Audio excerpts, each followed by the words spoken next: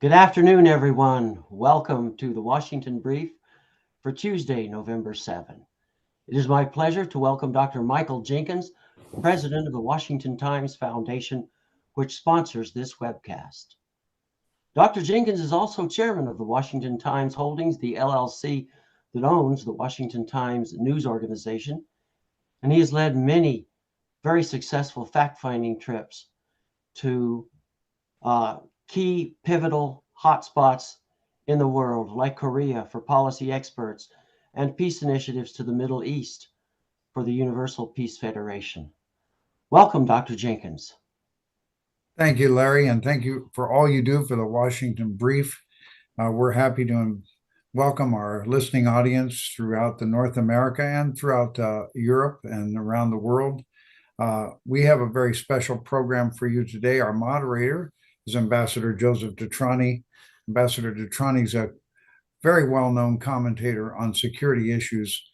He's formerly the special envoy to the six-party talks with North Korea and the director of the National Counter-Proliferation Center and associate director of national intelligence. Our regular panelist is Dr. Alexandre Mansourov. Dr. Mansourov is an adjunct professor of security studies at the Edmund A. Walsh School of Foreign Service at Georgetown University. He's also an adjunct professor of Korean studies at the School of Advanced International Studies at Johns Hopkins and at the Elliott School of International Affairs at George Washington University. Our keynote speaker and guest panelist today is Ambassador Robert Joseph. He's been on our program before. It just was absolutely excellent. Dr. Joseph is a senior scholar at the National Institute for Public Policy. He's a leading authority on nuclear arms proliferation, having served as Undersecretary of State for Arms Control and International Security and Special Envoy for Non-Proliferation, reporting directly to the Secretary of State. His portfolio included non- and counter-proliferation matters, arms control, arms transfer, regional security and defense relations, and security assistance. He also managed the relevant compliance and implementation issues. For the 4 years following the tragedy of 9/11, Dr. Joseph sat at the president's right hand on the National Security Council as special assistant and senior director for proliferation strategy, counterproliferation, and homeland defense. He maintained his watch at the center of the storm during some very pivotal times in our country. I'd like to turn it over to Ambassador DeTrani, who will moderate this great session today. Thank you, Ambassador DeTrani. Thank you, Dr. Jenkins. That was a very excellent introduction. We're very fortunate to have Ambassador Joseph with us today. There's a lot to discuss, but let me just set the scene. Over the past month, the war in Ukraine continues. We're into a second year of significant casualties. We saw Hamas, a terrorist organization, invade Israel and kill over 1,400 people, taking 200 plus hostage. We saw Israel's response to the war in Gaza, where they're bombing and now they're actually incursion, using troops on the ground to, if you will, destroy this terrorist organization, Hamas. But during this period of time, we've also seen North Korea becoming much closer to the Russian Federation. We saw the visit of Kim Jong-un to Russia, his meeting with Vladimir Putin. We saw a subsequent meeting of the foreign minister of Russia. Lavrov meeting with Kim Jong-un, I think, is very significant. And we see reporting of, if you will, artillery shells and rockets being sent to Russia for its war in Ukraine. And the question is, what is North Korea getting in return? And also we see elements of weaponry getting into Hamas, a terrorist organization, reportedly provided by North Korea. And in this mix, Iran comes out in a profound way, because Iran is a terrorist state, and Hamas is a proxy to Iran. And Iran funds, they train, and they give instructions to Hamas. So there's a confluence of so many issues here, and we have Ambassador Joseph to walk us through so much of this in this era, in this session, where that we are going to focus on the axis of authoritarianism. Over to you, Ambassador Joseph. Well, good afternoon, Dr. Jenkins. Thank you for that kind invitation to join you today and for the very generous introduction. Larry, thank you for your expert stewardship. It's great to once again, of course, team up with my longtime friend and sometimes co-conspirator, Ambassador Joe DeTrani. And Alexandra, it's great to have you as a member of the panel. What I'll do in my opening remarks is provide my personal views on the four principal members of what is an expanding club of rogue states that some observers have labeled the axis of authoritarianism: China, Russia, North Korea, and Iran. First, I'll briefly mention just a few relevant facts about each of the four. Facts that should put in perspective the scale and scope of the threat that each presents individually. This is the traditional approach for assessing threats to our national interests and provides a baseline that will allow us to move to the next level of analysis, and that is examining the growing interrelationships between and among the four. Given current trends, understanding these relationships is essential to countering the broader threat that we face today. As a rule, the more coordination, consolidation, and collusion we see, the more at risk is our ability to protect and advance our geostrategic interests.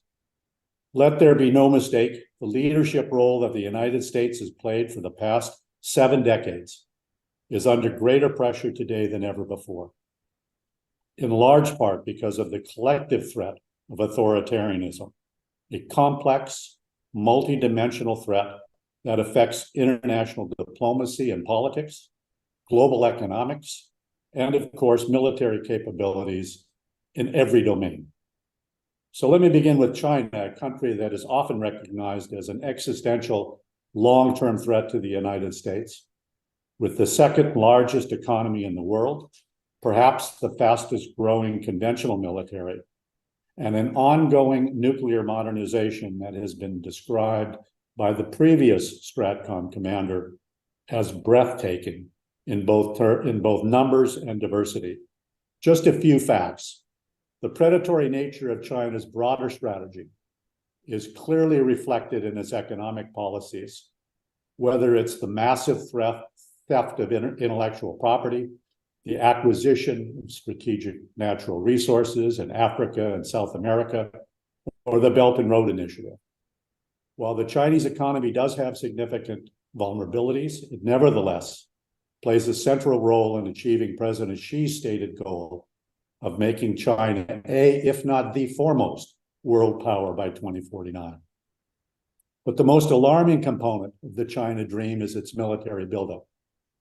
China's conventional forces are the largest in the world. Its army, air force, cyber, and space capabilities are undergoing modernization and expansion.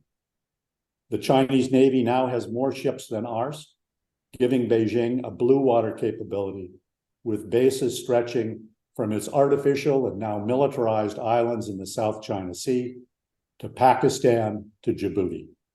The recent appearance of Chinese naval ships in the Eastern Mediterranean should serve as a wake-up call to all of us. The massive growth of China's nuclear force is even more alarming. For decades, we attributed to Beijing a minimal deterrent posture with a total of 200 to 300 nuclear warheads. Today, the assessment has changed fundamentally. All 3 legs of its triad are expanding rapidly, with China now assessed to have more ICBM launchers than the United States. At a minimum, Beijing seems to be seeking parity in nuclear weapons, allowing it to negate any US advantage in escalation. Notably, China already possesses about 95% of the world's INF missiles, giving it that advantage in regional conflict. Capabilities should always be considered in the context of intentions, and Beijing's intentions are clear. China has repeatedly stated its determination to establish full control over Taiwan by force if necessary. China seeks to become the preeminent nation in the Asia Pacific, which requires it to push the United States out. And if we are forced out of the Asia Pacific by mid-century or relegated to playing a secondary role, Beijing will have ceded in its quest, one shared by Moscow, to establish a new world order, replacing the US-led system founded in 1945.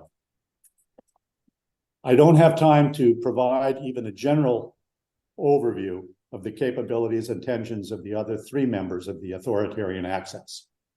So let me make just a few selective comments about each.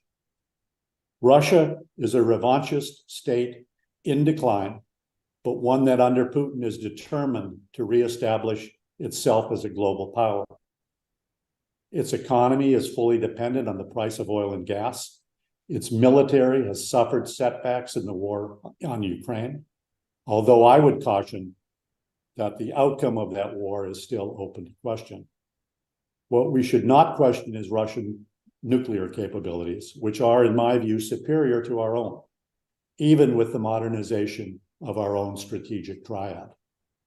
The coercive threats to use nuclear weapons in the Ukraine context need to be taken seriously, as they suggest that Moscow believes it has the upper hand in escalation dominance, an assessment that I share. The unanimous recommendations of the recent Strategic Posture Commission can also be seen in this light, especially its conclusion that the United States must now, for the first time, be able to deter two major nuclear adversaries simultaneously.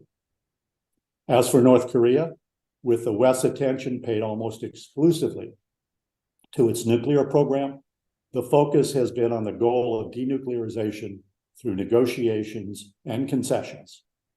And this has failed for over 30 years. The consequence is a rapidly expanding arsenal that could grow to over 200 weapons by 2027, and an increasingly effective ICBM force to hold American cities hostage. My sense is that we are not prepared for this future, either to deter or defend against the threat, or even to ensure that Pyongyang cannot sell nuclear weapons to other rogue states and even terrorist organizations. Finally, Iran, the great disruptor of the Middle East. Tehran possesses the largest and most advanced ballistic missile force in the region. Its Revolutionary Guard forces continue to play a major role in Iran, in Iraq, in Yemen, and most significantly, in saving Assad's regime in Syria from defeat. And with the clear failure of the JCPOA, which was fatally flawed at conception, Iran is now a virtual nuclear weapon state, lacking only the political decision to acquire a weapon in short order. And as we have witnessed in the horror of the past month, Iran has built a network of terrorist proxies that do Tehran's bidding in exchange for money and guns. So now let me turn to the interrelationships within the authoritarian axis. These relationships extend across the diplomatic political arena. Just one example is China and Russia undercutting sanctions against North Korea and Iran. The economic arena, just think about China's purchase of gas and oil from Russia and Iran. Collusion on disinformation campaigns, and even collaboration in satellite and space technologies among Russia, China, North Korea, and Iran. All of these areas and others are important and in many ways integrated. All need to be considered in any full assessment of the threats we face. It's an enormously complex challenge, but needs to be taken on as a priority by our national security departments and agencies. What I'll do is focus on the top level military in the relationships, at least at a cursory level, but one that I hope will be useful for our discussion today. Starting with Russia and China, who are in a declared partnership that, and I quote, knows no limits, unquote. This applies to their growing defense relations that include increasingly large-scale joint training and exercises, and the sale of advanced technology arms, especially from Russia to China. Notably, Russia and China joined with Iran in conducting joint naval exercises in the Gulf of Oman just this past spring. Since the start of Russia's war on Ukraine, its interrelationships with Iran and North Korea have greatly expanded in both the political and military spheres. In just the past 2 months, Putin has met with both Kim Jong-un and Raisi, with joint statements in both cases suggesting further political alignment to come. Both Pyongyang and Tehran have also become suppliers to Russia's war effort, with North Korea providing massive amounts of artillery munitions and Iran large numbers of reconnaissance and attack drones, including an agreement to build a factory in Russia to produce more drones. One notable point is that the summit with Putin and Kim took place at the Vostechny Cosmodrome, indicating closer cooperation on space technologies with a direct connection to ICBM-class missiles. I need to wrap up, so let me just say that the China-Iran relationship and the Iran-North Korean relationship have also expanded substantially in the past 2 years, economically, politically, and militarily. Regarding the latter, we recently learned that North Korea is the source for multiple rocket launchers, rocket-propelled grenades, and military communication equipment used by Hamas on October 7th. This could not have happened without Iran's funding and direction. Maybe the best way to summarize the growing collaboration of the axis of authoritarian states and the threat it represents is to cite a Wall Street Journal editorial from last Friday that makes clear that, in its words, and I quote, "America's enemies are working together, and its strategy and its strategic folly to think that the US can treat them as isolated problems," unquote.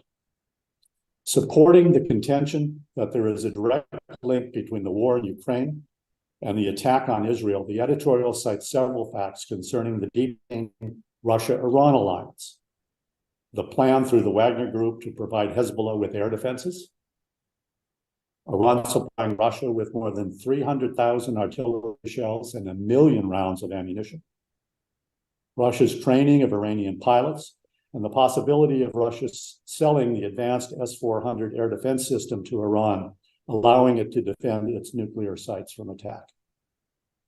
This is a good example, but only one example of the multi-front campaign of the authoritarian axis against the West and the international order that they seek to destroy.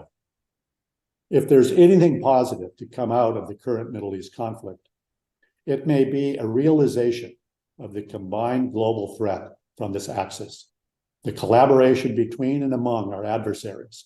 It is a force multiplier for capabilities and an enabler for their intentions.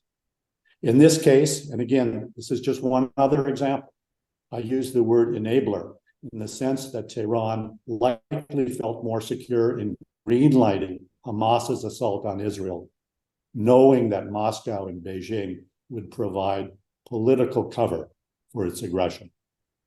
This is an evolving and expanding threat that will require new and thoughtful strategies, and the capabilities and the determination, the leadership to counter each of the four will require a tailored strategy, taking into account the dangers and dynamics of this authoritarian axis. For China, my sense is that we will need a long-term strategic perspective, such as we had with the Soviet Union, relying on containment, deterrence, economic sanctions, and all the other tools of statecraft. But this is not a repetition of the Cold War. It is more complex, and we have fewer advantages in dealing with an even more determined and dangerous foe. For North Korea and Iran, we need strategies that have at their core the realization that the only viable means to counter the threat they present is to seek the end of the regimes. Because as long as the Kim dynasty and the Ayatollahs rule, the threats from both will only grow. This is not to advocate regime change through US military intervention. In my view, Iraq has been a massive strategic failure. Instead, it's to recognize that the citizens of both countries must bring about the overthrow of the oppressive dictatorships that have ruled through brutality and corruption. For our part, that means placing the cause of human rights up front in our strategy in a way that supports the aspirations of the people. For Russia, I think a hybrid approach needs to be developed and implemented, one that drives wedges between Moscow and Beijing, but goes beyond that to include encouraging divisions between the Putin kleptocracy and the Russian people. American policy has consistently failed to predict the domestic weakness of authoritarian regimes, whether the Soviet Union, the Eastern European client states, the Arab Spring, and the color revolutions. We have also underestimated the resolve of those in peril who share our values, as we did when we first offered Zelensky a ride out of Kyiv. What we need in all cases is the imagination and the resolve to fashion new approaches and new tools to deal with the mega threat of the axis of authoritarianism. As with the aftermath of World War II and the advent of the nuclear age, this will challenge even the best and the brightest among us. But we must take on this task. Thank you very much. Thank you so much, Ambassador Joseph. What a powerful commentary on the axis of authoritarianism. You spoke about China and its goal of becoming the preeminent global power, certainly by 2049, the sentinel of the establishment of the People's Republic of China. You talk about a revanchist Russia, but Iran and North Korea. You speak about reaching the people, getting to the people, so that there's some pressure on the governments, their respective governments, so that there would be change. This is a very, very outstanding presentation, Ambassador Joseph. And I think there's so much there to discuss. And I'm going to look to Alexander to start this conversation. And then we'll just go back and forth with some questions and some commentary. Alexander, please.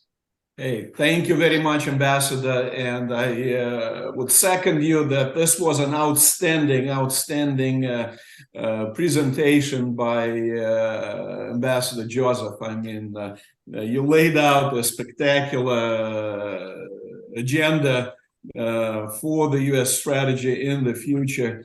And again, let me share some of my observations and ask a question of you. Of course, you appeal to the U.S. policymakers to show some imagination and resolve in addressing those new threats which you outlined.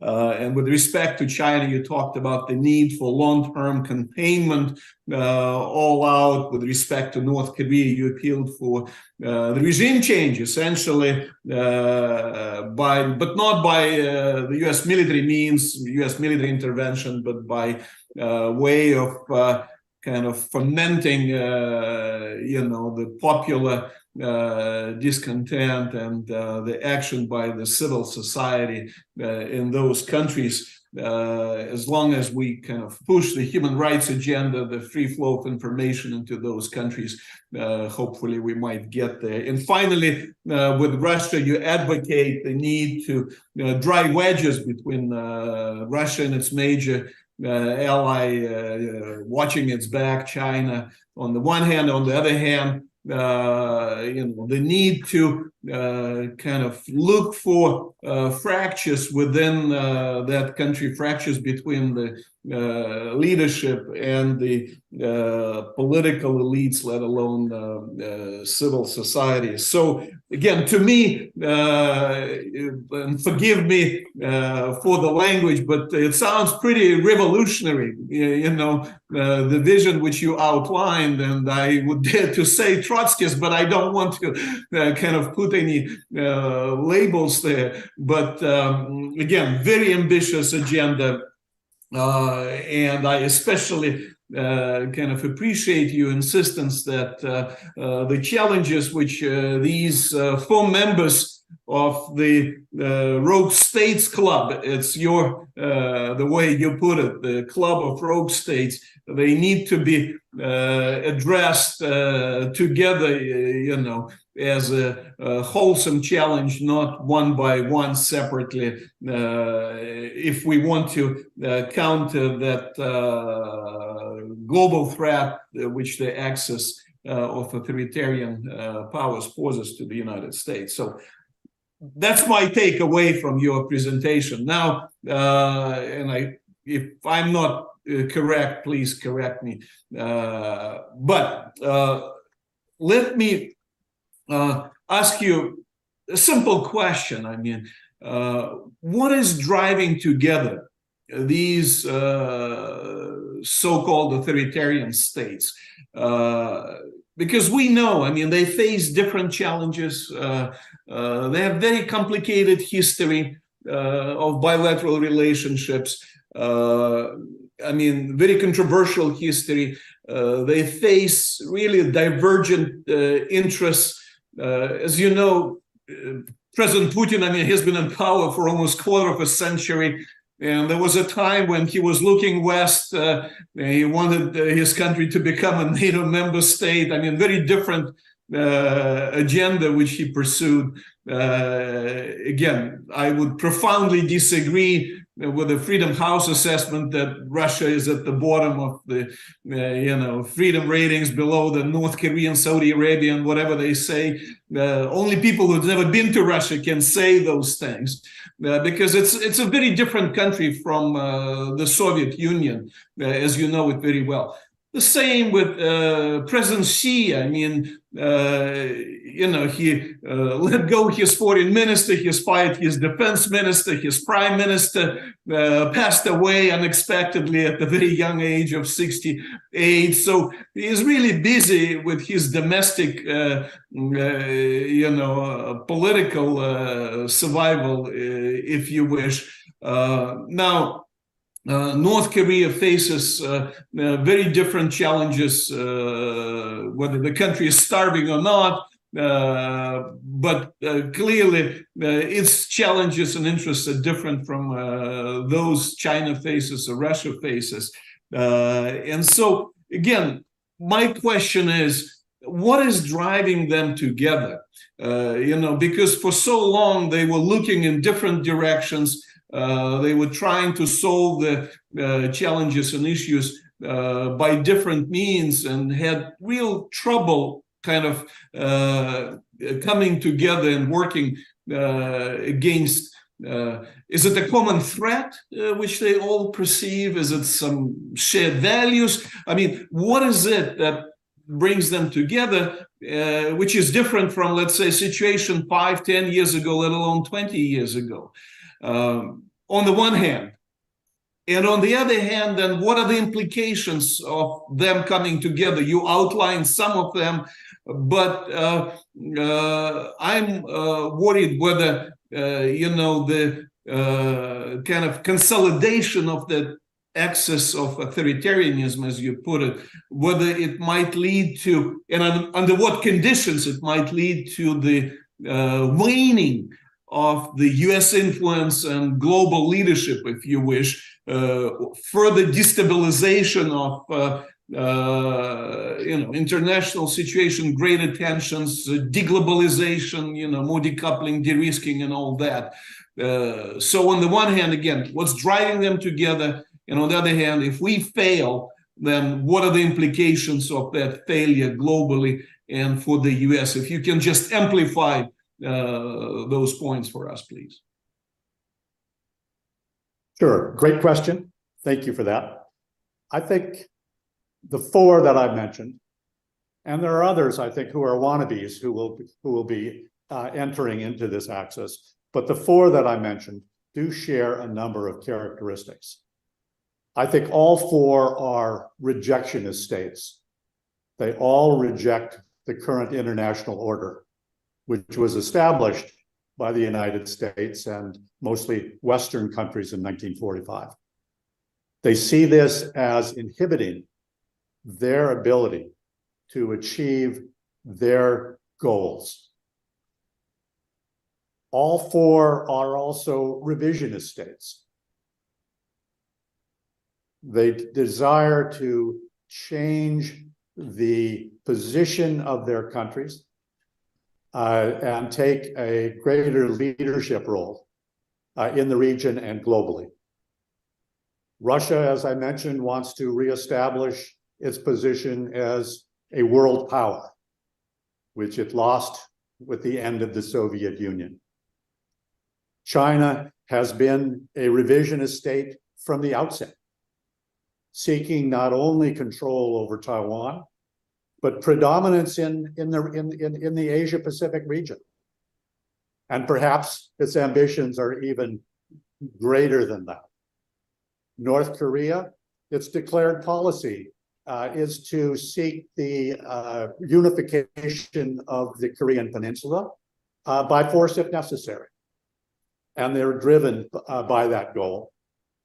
And Iran, of course, as I called it, the great disruptor in the Middle East, seeks to establish its brand of Islam, its radical extremist brand of Islam, as the predominant organizing theme of the greater Middle East.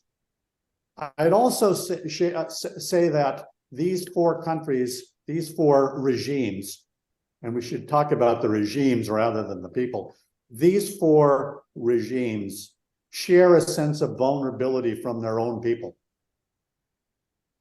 Clearly, with regard to Iran and North Korea, the first and foremost victims of the regimes are their people. And they are the greatest concern for the survivability of the regime. And that applies also with regard, I believe, to how the communist regime in Beijing looks at its people in terms of the control of its people, the concern that there may be Western influences or foreign influences, and doing everything it can to ensure that those influences are blocked. And in Russia, you have what I believe to be a very paranoid regime. I think Putin has changed over the last 20 years significantly in terms of his perspective, but it's been gradual. I think the first time that I'm aware that he called the United States a threat was in 2006. I had the opportunity to sit in a number of meetings with Mr. Putin earlier than that. And I can tell you that those early meetings in 2001, 2002, that was perhaps the same Putin as we have today, but clearly one who has a different set of views. So it's this shared sense of vulnerability that I think also draws them together, because they're concerned about their own survival. The regimes are concerned about their own survival. So those are three shared perspectives, I think, of this group. In terms of the implications, I think we need to think that one through. What I offered was not distinct strategies, but the warning that we need to develop these strategies in order to counter the threat. We need to think in ways that we have not done before, because this is a real turning point.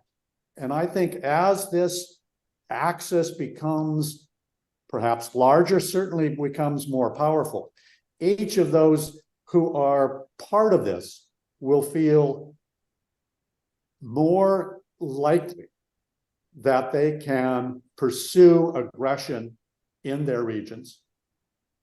And they will have the ability to draw on other components of this axis, other members of this axis, for capabilities that they require.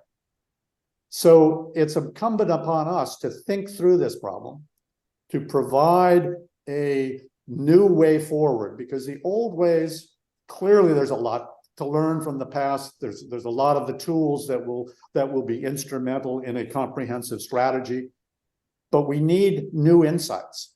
We need a new sense of where we have to go in order to provide for our own national protection, as well as the defense of our alliances and the international order that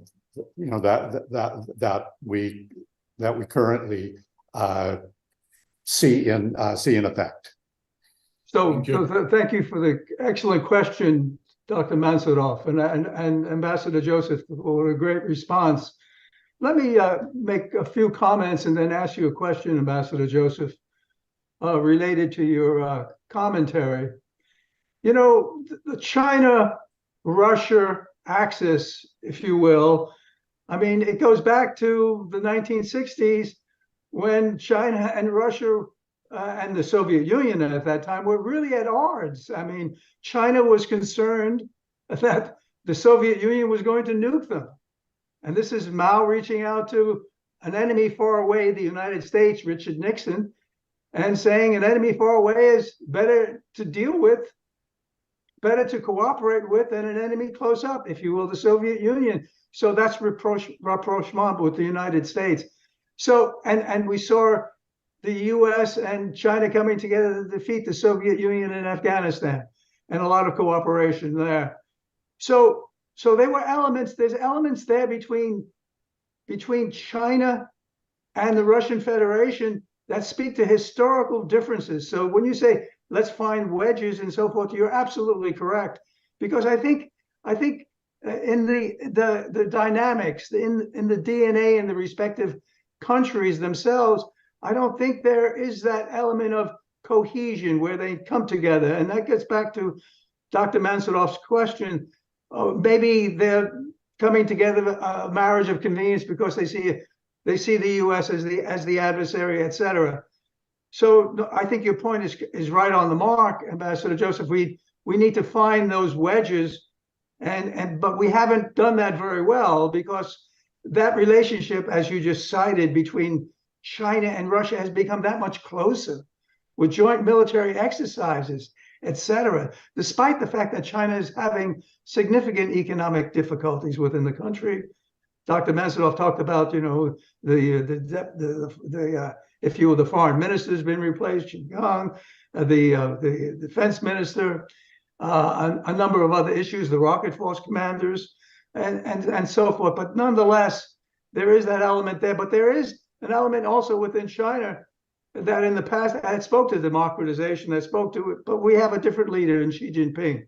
So there's no question about that dynamic in China and the militarization that we see going on in the nuclear side and the naval side, et cetera. There's no question about it.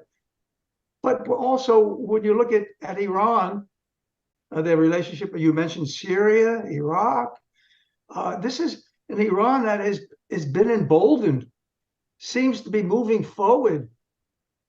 We've reached out with the JCPOA and saying, let's reconstitute possibly the JCPOA. And it looks like Iran doesn't really care. So what have we missed on that? And North Korea is building more nuclear weapons. They're building ICBMs that could touch the United States, the Hwasong 18. So yes, we're working on deterrence and so forth, and that's so important.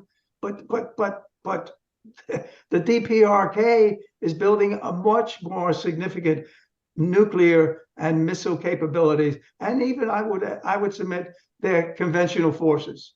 We heard this from the defense minister in South Korea, where he's concerned that there could be a surprise attack from North Korea. We saw this with the Chung'an in 2010.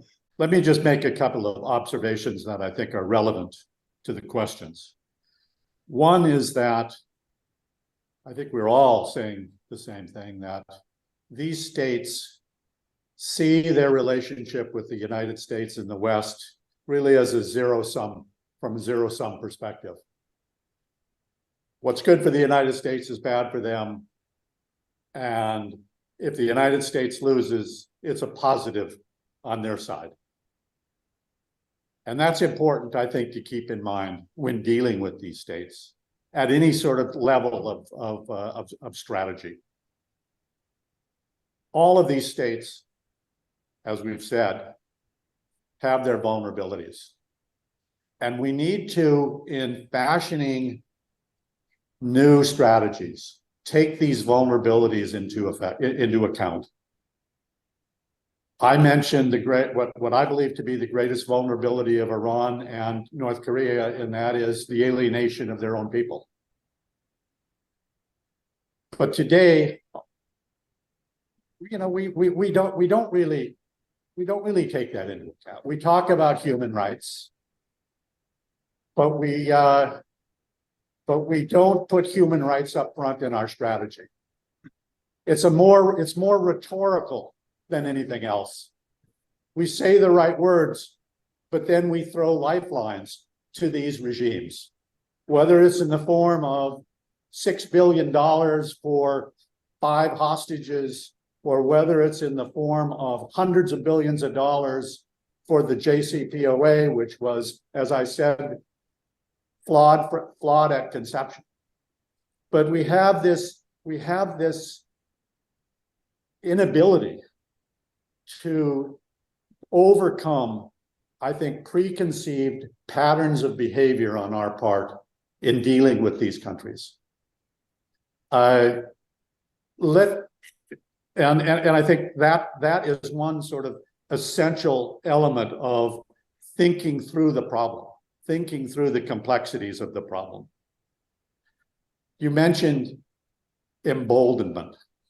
And I think these countries, at least in the last 3 to 4 years, have developed a greater sense of emboldenment. I think that following the Afghan debacle, Putin saw weakness on the part of the United States. And I have no doubt that that was a factor in his decision to invade Ukraine with the intention of wiping Ukraine off the map. There's just no question in my mind.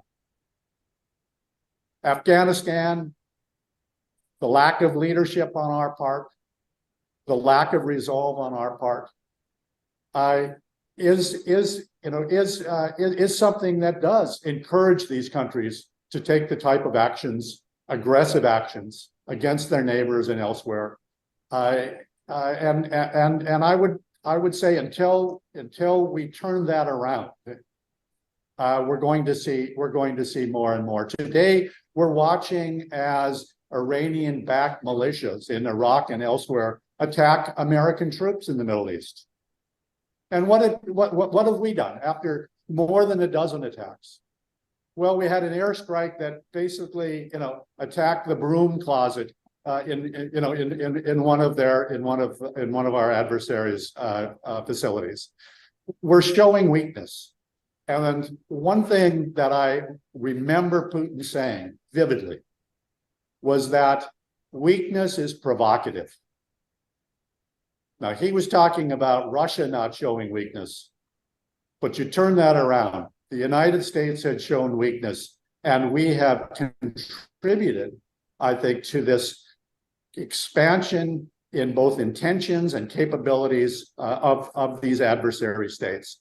And that is a prime element of the strategy that we need to show resolve, to show capability, and to be able to execute that capability. That is solely lacking. Let me leave it at that, Joe. I hope that's yes, that was excellent. Thank you, Ambassador Joseph. Dr. Mansourov. Okay, thank you, Ambassador, both ambassadors, actually. Very illuminating exchange here. And speaking about resolve and weakness, many of our listeners, they wonder, as the United States becomes increasingly committed, and I would even say bogged down in Ukraine and in Israel, they wonder whether this country has what it takes, or it may take, to prosecute a successful war or contingency, military contingency in Northeast Asia, whether it's on the Korean Peninsula, whether it's in Taiwan. I mean, you mentioned that for China, Taiwan, full-scale control of Taiwan by any means possible is a must. Again, for North Korea, when people say Kim Jong-un would send all his artillery shells to Russia, guess what? No, because he has a plan to unify the peninsula, and he will need all these artillery shells and all this ammo himself. You know, he knows what can happen if his stockpiles are drained down and everything is sent over to Ukraine. He will not have any weapons to fight, arms to fight his own war. So this is the question. I mean, does the United States have what it takes, you know, to prosecute that third military contingency in Northeast Asia, both in terms of capabilities and in terms of political resolve? Or, you know, are we at the ends of our means and will here? And so the worries in some quarters in that region, they're justified, as well as the hopes. The hopes in the other quarters are also justified. So what do you think? Alexander, I think that's a very important question. I would say that I am not optimistic in the near term for a turnaround that would show our adversaries the resolve that we need to display in order to deter and dissuade them. As I look to the future in the next 2, 3, 4 years, again, I'm not optimistic because I don't see the leadership that's necessary to deal with the perils of this threat, the complexities of this threat. I don't see a Ronald Reagan. I don't see the required leadership. But as I said in my prepared remarks, it is that leadership that's central. And at every inflection point that we have seen, whether it was the end of the Cold War, or whether it was the emergence of rogue states with weapons of mass destruction, we have struggled until we have found the right leadership who has the ability to, and the vision to direct the national security agencies to devise strategies and to develop capabilities that are required to protect our interests. At some point, that will occur. I just hope that it's not too late and that the price that we pay in that interim will not be too great. But I'm not known for my optimism, so one has to take that into account.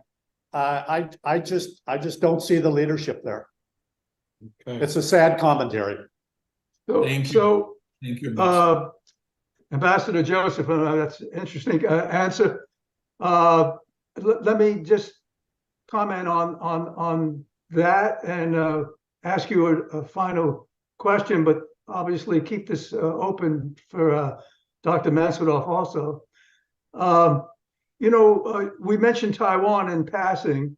We do have the Taiwan Relations Act of 1979, when we've made it clear, certainly our legislature made it clear, our Congress has made it very clear, a peaceful resolution to the Taiwan issue. And that's important, a peaceful resolution to the Taiwan issue. And with North Korea and South Korea, our allies in South Korea, peaceful reunification is certainly the goal and objective there. And that makes a lot of sense. The war in Ukraine, hopefully that will come to an end, and the Ukrainian people will get that element of sovereignty that they want and need. And the issue with Hamas and the other proxies of Iran can be resolved, but there's so many issues out there, Ambassador Joseph, that one has to wonder, where do you go first? We have some opportunities here where heads of states come together. APEC starting on the 11th of November, where President Joe Biden will be meeting with the Chinese President Xi Jinping.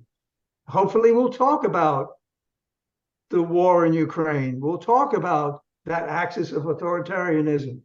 We'll talk about what's happening in North Korea, and maybe we'll cooperate again, as we did in the six-party talks on North Korea, to get the North Koreans to stop escalating the way they're escalating there. But there's so much, and you use the word leadership, there's so much required of our leaders to sort of bring these issues together and to confront them. And even with mill to mill, we don't have a dialogue with China to deconflict. We saw what happened with the EP3 in 2001, Belgrade embassy bombing in 1999. This shouldn't be happening. And I would say that I would submit the same for the Russian Federation. And I would say, indeed, with when it comes to Iran, Iran needs to understand the parameters, the red lines, and we need to apply those red lines. So I guess my question to you, Ambassador Joseph, is that we have APEC coming up within the week. Are you somewhat optimistic that we could get some cooperation with China that's having some economic problems? And you would think they would want to, that President Xi Jinping would want to get some elements of positivity so that they don't continue to lose foreign direct investment. And I would think, and that is just one of the many issues, but I think that's a front burner issue. If we can get things correct with China, and we have an opportunity now, hopefully, to see some progress with APEC starting on the 11th of November. Do you have any optimism there, Ambassador Joseph, that we could do something? I think the answer is no, I don't. You mentioned the Taiwan Relations Act, which does commit us in a fashion to providing Taiwan with the defense capabilities that it requires. And we are doing so in a fashion. We need to do a lot more. I don't know what we would do if China were to invade Taiwan. And that says a great deal, I think. Because that shows you that there could be a great deal of uncertainty with that contingency in the minds of Chinese leaders.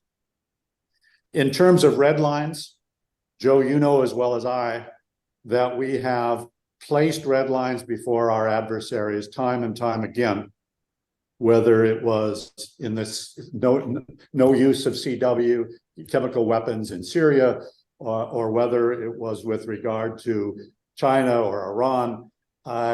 We have, and North Korea providing nuclear technology to Syria. We have made these statements as red lines and have a record of not responding, not following through.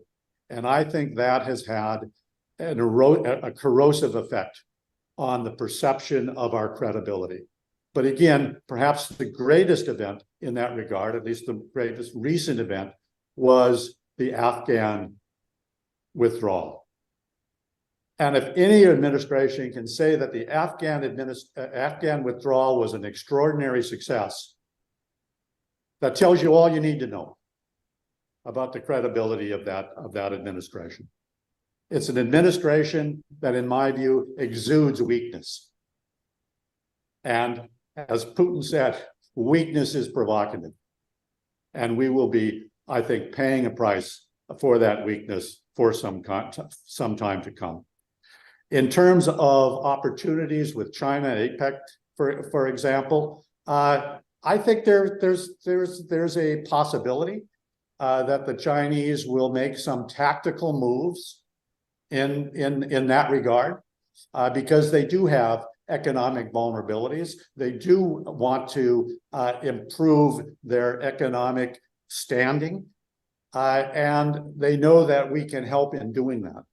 But that will be tactical. It won't be strategic. I don't see anything that's going to put President Xi off course from his objective, stated clearly in the China Dream, that by 2049, China will be if not the foremost global power.